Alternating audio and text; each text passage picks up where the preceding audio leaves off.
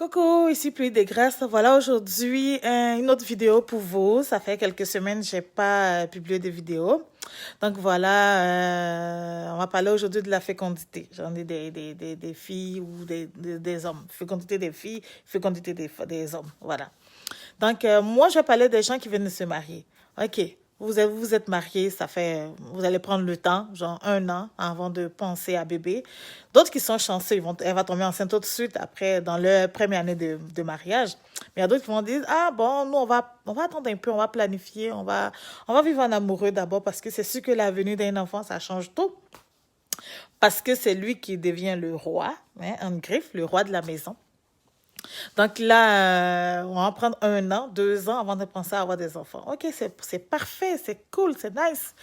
Tu vis une vie d'amoureux, tu es amoureuse, tu vis avec ton mari tranquillement. Puis là, 1 an, 2 ans, pas de retard, t'es pas enceinte, ok, bon.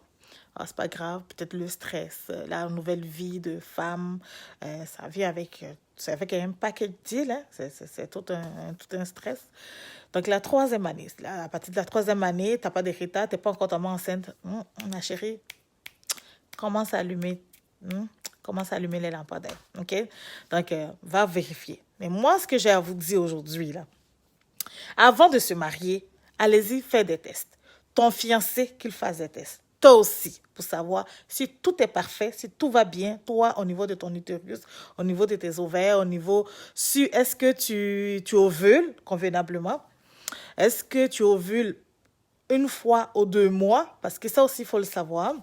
Et toi, l'homme, est-ce que toi, l'homme en question, quand tu jouis ton spermatozoïde, est-ce qu'il est fort? Parce qu'il y a d'autres qui vont penser que, oh, moi, je suis le garçon, je suis baraquelé, je suis musclé, donc voilà, moi, mes spermatozoïdes, j'ai aucun problème. C'est pas vrai. La fécondité aussi, là, ça doit... Si l'homme est infertile aussi, il y a des hommes infertiles aussi, là. Autant chez la femme que chez l'homme. Mais là, il faut savoir, il faut aller faire des tests. Parce que tout le monde, on a tendance à accuser la femme. Ah, c'est toi qui es stérile, c'est toi qui es stérile. Non, l'homme aussi peut être stérile aussi. Donc, si vous ne le savez pas, là, moi, je vous le dis aujourd'hui. Là, il y a des hommes qui sont stériles, puis il y a des hommes qui vont jamais l'avouer parce qu'ils sont orgueilleux. Mais quand tu veux le bonheur de ta femme et quand tu vas avoir des enfants, faut mettre l'orgueil de côté. Tu prends ta femme, puis il faut pas te voir un médecin. Ça se soigne. Oui, on va dire que ok, le taux de survie de tes spermatozoïdes, peut-être c'est 20%, 18%, 30%. Mais on peut te donner quelque chose pour les booster encore, pour les rendre encore plus forts. Donc ça, là, il n'y a pas à faire d'orgueil là-dedans. On soigne ça, ok? Donc, les filles, si après 3 ans, 4 ans, 5 ans de mariage, tu n'as pas de retard, puis tu n'es pas enceinte, ma chérie, pose des questions. Ou il s'est fait vasectomiser. Ça aussi, il y a des gens qui font ça. Il y a des gens qui se font avoir comme ça.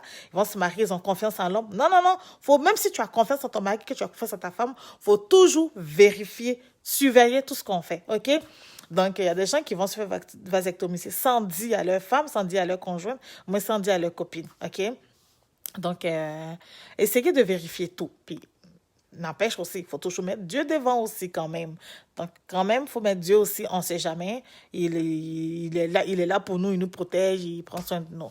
Mais, par la même occasion, il faut toujours vérifier. Donc, tu vois, avec ton mari, aller voir le gynéco, le médecin, le spécialiste pour voir si tout va bien. Donc, c'est tout pour aujourd'hui. Donc, moi, j'attends des likes, j'attends des partages. Et voilà, je vous fais plein, plein, plein de bisous. Puis, que Dieu vous bénisse. Puis, passez une belle semaine. C'était Pluie des Grâces. Bye bye.